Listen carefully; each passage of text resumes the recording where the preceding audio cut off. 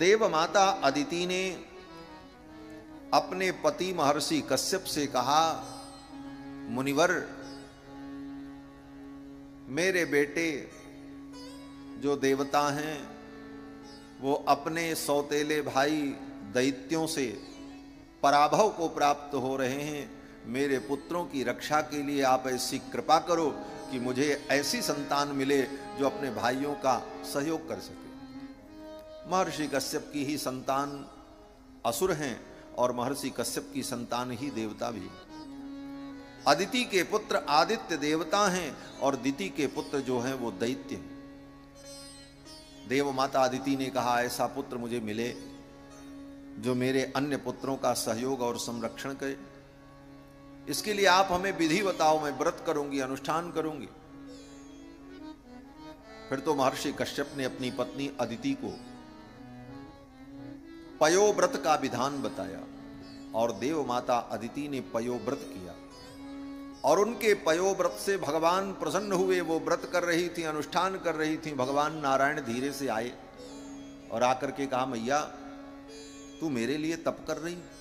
बोले हाँ हाँ, हम तो आपको पुत्र रूप में चाहती हैं। बोले किसी से बताना मत। भगवान ने धीरे से अदिति माता के कान में कहा, बताना मत, मैं आपका बेटा बनकर के आने वाला हूं, और अगर आपने बता दिया तो फिर तो सब काम गड़बड़ हो जाए। किसी को मत बताना और मैं आपका पुत्र बन करके आऊंगा। ये कह करके भगवान अंतर्धान हो गए और फिर समय आने पर अदिति को पुत्र की प्राप्ति हुई। स्वयं भगवान नारायण ही उनके पुत्र बन करके आए, जिनका नाम वामन हुआ है। बोलो श्री वामन भगवान की जय। इन्हीं का नाम उपेंद्र है। इंद्र के छोटे भाई हैं, इंद्र बड़े भैया हैं। इंद्र के छोटे भाई बनकर के आए, इसलिए भगवान का नाम उपेंद्र हुआ। वामन है, वाम न। वामन का अर्थ क्या है? बोले वाम न, जो कभी विपरीत नहीं होते, सदा अनुकूल ही रहते हैं, इसलिए उनका नाम वामन। वामन का मतलब केवल छोटा सा नहीं। लोग कहते वामन माने बौना, जो बौना हो उसको कहते वामन। भगवान कोई बौने होने थोड़ी है।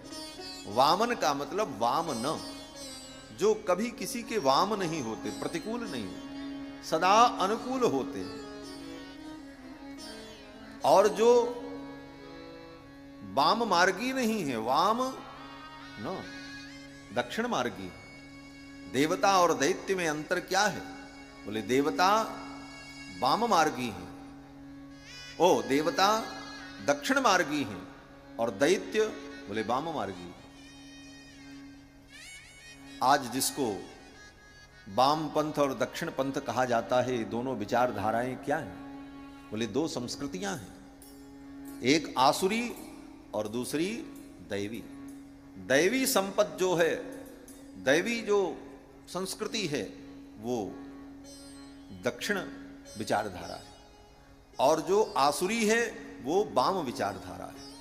तो भगवान वाम नहीं है, इसीलिए उनका नाम वामन, वाम न। ये भगवान का 15वां अवतार।